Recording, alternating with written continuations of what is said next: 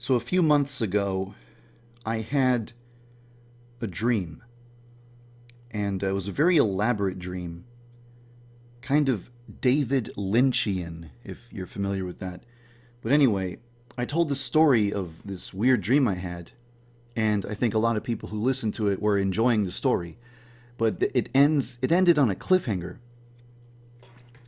and so that was really unfortunate because everyone, me included, would have liked to know what happened next. And then a few nights later, I actually went to sleep and kept dreaming about that exact scenario, like what would have happened next. It only lasted a few minutes and then it stopped. But like the story did move forward. And that gave me hope that I could like dream about that scenario again and then like get to a conclusion of some kind and finish the story. And at some point over the past few months, I do not remember exactly when it was. I can't even tell you if it was a week ago or a month ago. I had this, I have a memory of the dream concluding. And I think I might have mentioned it a couple of times on stream. I just never like set aside the time to actually tell the story. So now I'm going to tell you what I dreamt that concludes the story, so there can finally be a conclusion to it. First, I'm going to give you a really quick summary of what previously happened, because I'm sure there's a lot of people here who don't know what the hell I'm talking about and are really confused and are thinking, what the hell is this dream?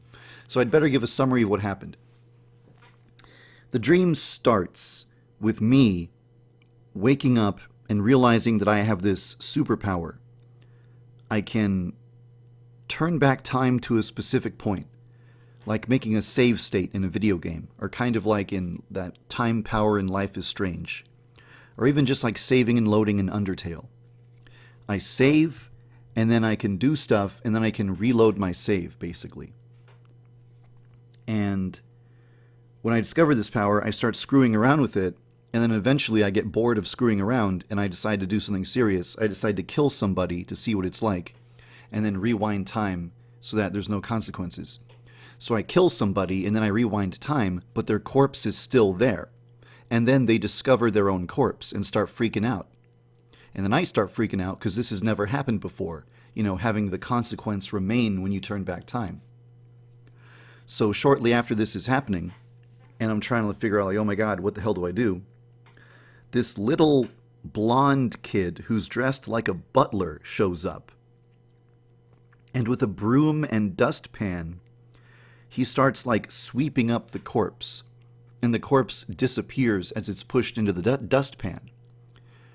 Like, this guy is some sort of cosmic janitor whose job is to clean up time paradoxes or something. Hold on, let me just adjust the bitrate. Okay, a bitrate's better. So the person who discovered their own corpse, they like leave the area. They're not important anymore, right? It's me and it's this blonde kid in the butler outfit. And so, just when I think I might have like someone who I can talk to and get answers from, the blonde kid in the butler outfit takes out a knife and lunges at me. And I get scared and I panic and I make a save state right there.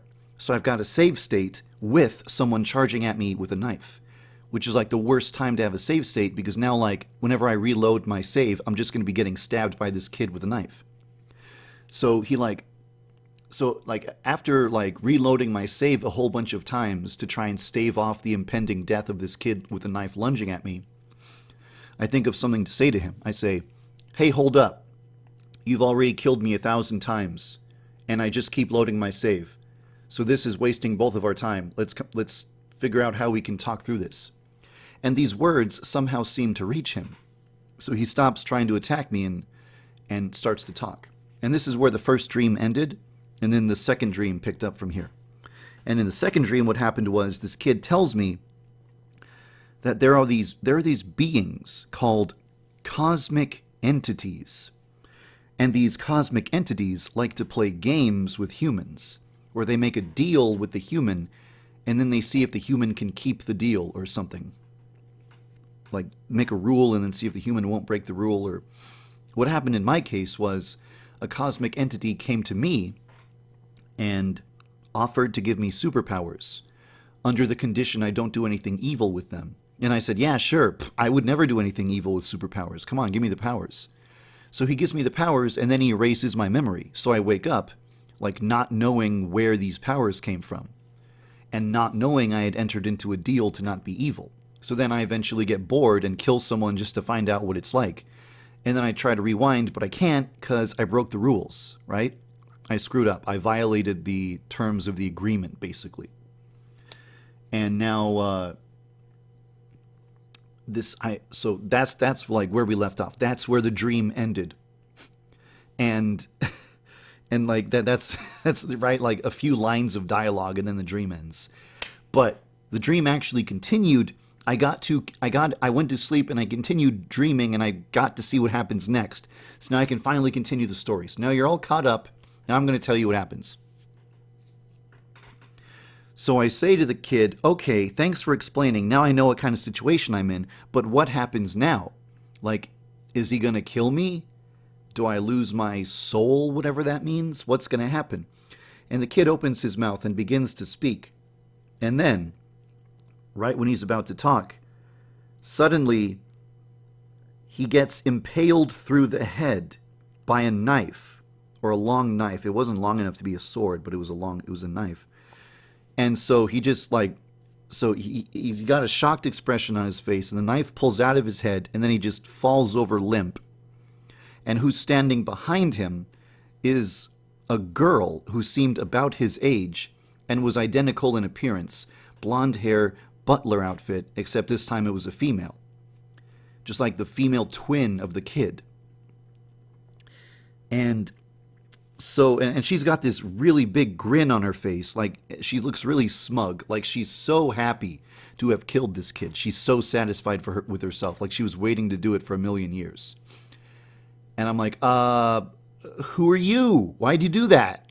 What's going on? And she says, well, basically, the rules say we can't tell humans about deals with cosmic entities. And he just told you, so I got to come here and kill him. And I say, okay, does that mean you're breaking the rules right now? And she says, no, you already know about cosmic entities now. So now I'm talking to you about something you already know about, so I'm not breaking the rules by saying this. I'm like, oh, okay. Are you going to kill me now? And she says, no, I have no interest in killing you. The cosmic entity is the only one who's going to do that. But he hasn't seemed to have killed you yet. And I'm like, yeah, I don't even know what kind of deal I entered into, or like if I'm going to die or if something else is going to happen. So like, when is it going to happen? When does the cosmic entity show up? And she says, I don't know. He really should have done it by now. If he hasn't shown up now, that probably means he's distracted by something. So I guess you have a little window of time where you can try to do something about your situation. And I say, okay, what can I do about my situation? And she says, well, there's no point in explaining it to you if you can't survive the trip to... And then she like named some place, but I don't know what the name was. But it's like this place we have to get to. And she's like, well, if you can't survive the trip there, then there's no way you could possibly get out of your situation. So I'm not going to explain what you need to do, unless you can follow me and survive the journey to this place that she and I have to get to. And I'm like, well, okay. I mean, as long as you're going to get me somewhere I need to be, sure, I'll follow you. And she says, all right, try and follow me then. And so she opens this portal and she steps through. And I'm like, all right. So I step through. And then we wind up in this place that's really hard to describe because it was four-dimensional. It was whatever my brain chose to like I have a mental image of what a four-dimensional place would look like. And my brain just pulled from that and made that the place we went to. So we went to a four-dimensional place. Now what that means is it was a big, huge, empty, white expanse. But there was a ground and we were walking on it, but it was white too. So it was like no difference between any direction or the ground. And in this big open expanse, there were these cosmic beings or elder gods or something. They looked like the amygdala from Bloodborne, if that makes sense. Like giant black insects with hairy legs and tentacles and lots of eyes and mouths. Just like the cliche elder god, ancient one thing. They just were like those things. And so they all had spotlights coming out of their eyes. And the thing that made this four-dimensional was that in addition to seeing myself and seeing the girl that I came here with, I could also see these shimmering, half-transparent visions of where I was standing a moment ago and where I was going to be standing in the next moment. And the same with the girl. So it's like while I'm seeing my past self and my future self walking around in this place as I'm walking around in this place. And that's what was supposed to make it four-dimensional. And so I say, what do we do? And she says, well, just follow me if you can. And so she starts navigating through this four-dimensional place, which basically the difficult part was that there's these cosmic beings with the spotlights, the searchlights coming out of their eyes, and we had to navigate around the searchlights. Well, she could walk around in here all she wanted and get seen by the elder gods, the cosmic beings. They wouldn't care. But if they saw me, they would kill me. So I had to avoid their spotlights. But the thing is, it's like I have to avoid being seen in the past and being seen in the future while I'm avoiding being seen in the present. So that was what made it difficult from like a three-dimensional perspective. Four-dimensional. But anyway, I make it to the end, and like my rationalization is like, I'm good at video games, and this is a video game obstacle course, so I should be able to make it. And then I make it to the end. There wasn't anything super eventful going on there, so I don't really feel like I need to elaborate about dodging spotlights for 10 minutes or whatever. So I make it to the end, like, what's even the end of a giant open white expanse? But whatever it was, I made it to the end of it, and she says, hey, good job, come with me. She opens up another portal, so we step through that. And now we're in what I would describe as a lounge. It was like red velvet curtains and fancy chairs and tables, and there was a bar area with a bartender. If you've ever played Bayonetta, it was a lot like the place where you go to upgrade your equipment. And like sitting in this lounge, I saw the kid, the butler kid, little blonde butler kid. He's got an eye patch now because he was stabbed through the eye, of course. And he's like sitting at a table alone, and he looks really pissed off. And he looks at me and he looks at the girl, and he's just like staring daggers at us, like, oh, it's you two. He doesn't come over and talk to us or say anything. He's just over there pissed off, and he's kind of pissed off that we're here. So I'm like, okay, we made it here. Great. I don't know where here is. Why did we want to get here, and what do we want to do from here? And she says, well, from here, I can open up a portal to anywhere in the universe. I couldn't do that back on Earth. So now that we're here, I can get you to any place and any time you need to be. And I'm like, cool. What time do I need to be in then? She says, not so fast. So far, I'm helping you without any reason whatsoever. If you want my help, you need to give me something in return. And I'm like, okay, name it. What do you want? I'll do anything. I'll do anything for you. What do you want me to do? And she says, I want all of your potential energy from another timeline. I'm like, okay, sure. And she's like, do you even realize what I'm asking you for? I'm like, no, I don't realize. She says, okay, well, in this universe, you have the potential to do things, but you're not doing those things you have the potential to be doing. But in another timeline, there is someone who is using his maximum potential. That version of you is using up all of his potential, and you, in this timeline, are not using up all of your potential. I'm like, okay, sure. Well, what do I have to do? She says, so if you simply tell me that you agree to give me all of the potential of you from another universe, then I get all of his potential energy. And I say, okay, sure, why not? Go ahead, take it. And she's like, are you really just going to fuck over another timeline's you that easily? This guy is going to be fucked when I steal all his potential energy. Do you get that? And I'm like, I don't care. He's not me. Well, technically he is me, but he's not me. And she just stares at me like she can't believe how easily I just like signed away all of someone else's potential. And she's like, okay, it's done. I took it. I'm like, really? You didn't need to open a portal or anything? And she's like, no, I didn't need to. Anyway, that's basically my sustenance. That's what feeds me. That's what powers me. That's my energy. So now that I have it, I'm good for another 1,000 years or so. Thanks. I'm like, okay. I'm kind of worried, like, oh dear, what did I just do to some guy in another universe? She says, anyway, so now I'll help you out with your problem. So the cosmic entity that came to you and made you a deal and gave you the superpowers, he only did that because he was annoyed about something, so he decided to come to Earth to pick on a human, and you're the human that he chose to bully.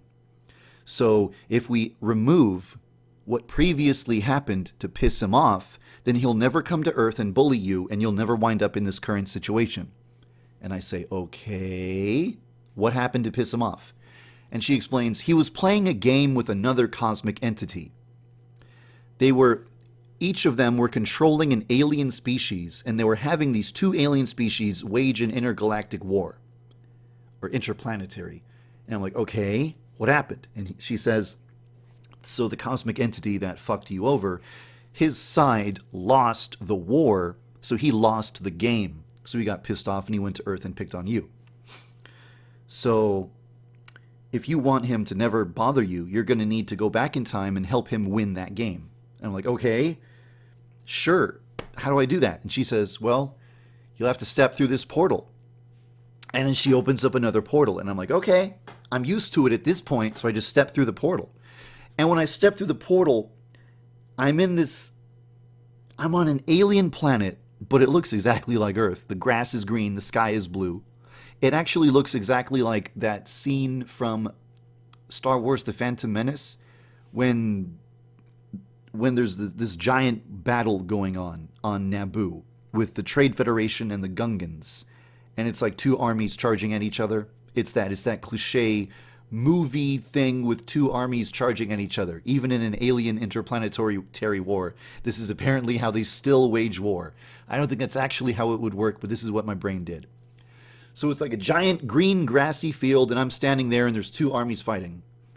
And I'm like, whoa, oh my god, alien combat, this is so cool. And I just want to marvel at it, but I'm like, wait a minute, what do you expect me to do? What am I supposed to do here? There's two alien armies fighting. How do I do anything? She says, oh, you don't have to go fight in the you don't have to go fight in the battle or anything. You just have to kill that guy. And then she points at a guy who's like 20 feet away. And it's an alien.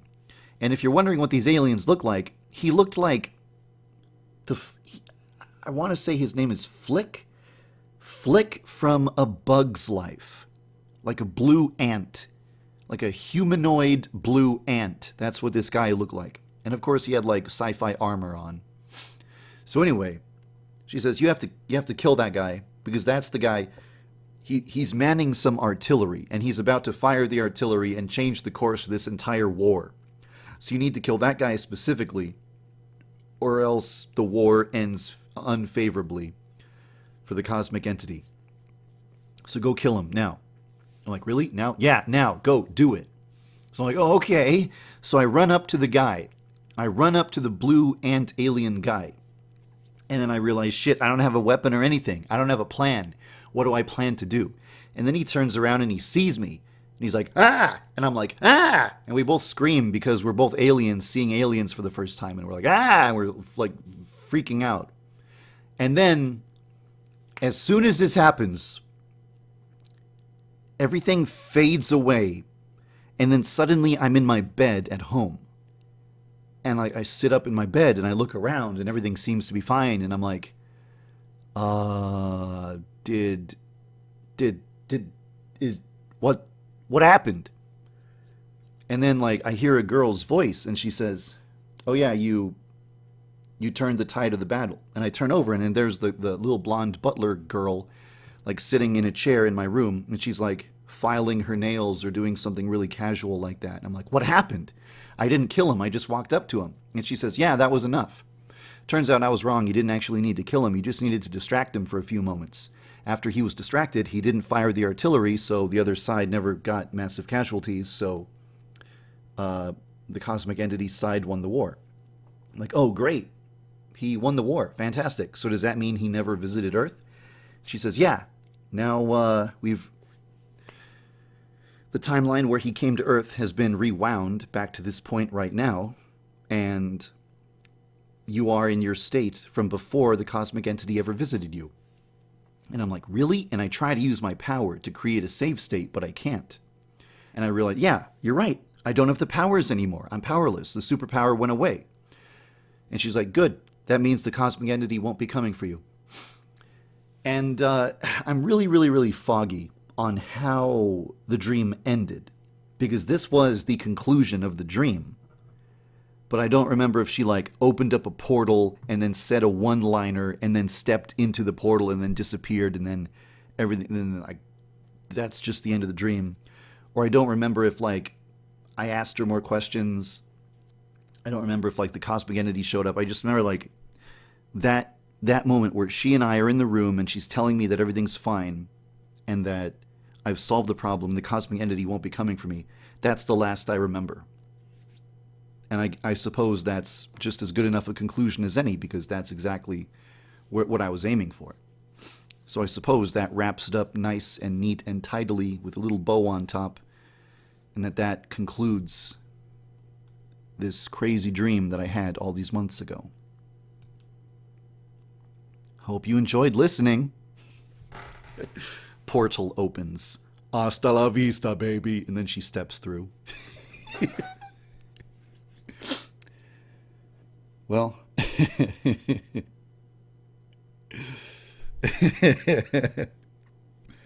I hope it was amusing. Dream of the weird video game in the tower? It kind of ended. I mean, in my opinion, the one with the video game in the tower, it ended basically where I would have put the end.